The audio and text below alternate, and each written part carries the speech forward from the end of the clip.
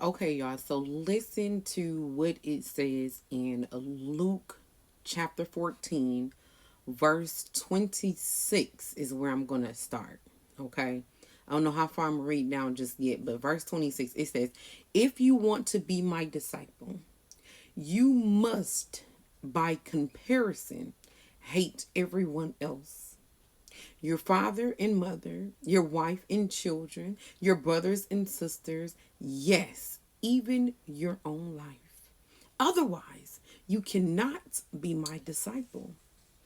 And if you do not carry your own cross and follow me, you cannot be my disciple.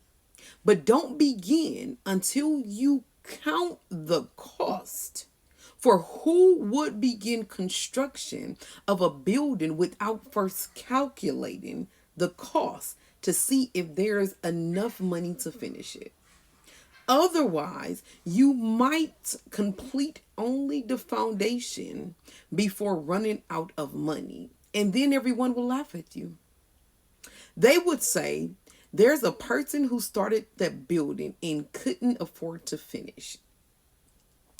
Or what king would go to war against another king without first sitting down with his counselors to discuss whether his army of 10,000 could defeat the 20,000 soldiers marching against him? So in this passage, Jesus, when he say the word hate, I don't want y'all to take that out of context. He is saying nothing goes above me. Nothing, all of those things that he named. And just to kind of make this clear, I did go down to verse 31. So 26 through 31. He is saying that nothing can be ahead of me. No family member, no friend, no anything can be above me. And if this was to happen, if you're putting your kids in front of him, if you're putting your husband in front of him, your parents in front of him, you are not his disciple. He says this in his word. And then he goes on to say, you must carry your own cross. What is our cross?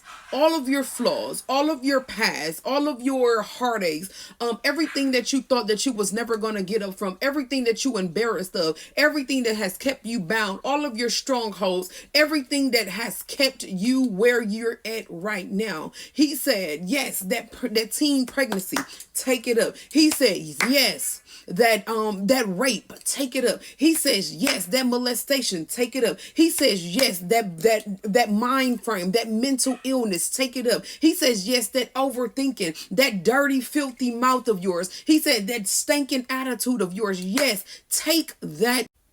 He's saying, yes, take all of that up. And that is not a coincidence, because do we remember that they made Jesus carry his own cross? Come on, somebody.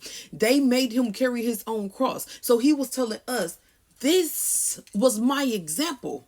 Baby, it was all in the plan. They wasn't doing nothing smooth. They wasn't doing nothing that Jesus didn't know that they were going to do. He already knew exactly what they were going to make him do, because it was the example for us. Y'all better come on.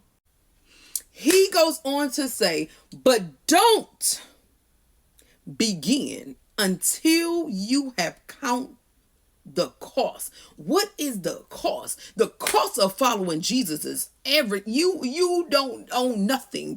Nothing is yours. Those children, they ain't yours. Your parents, they ain't yours. That spouse, that it's not your, him or her, it's not yours. These things are not ours. We are stewardship over them. When we take up our cross and we follow Jesus, nothing belongs to us. Do we understand? He is making this clear for us. You need to count the cost before you start.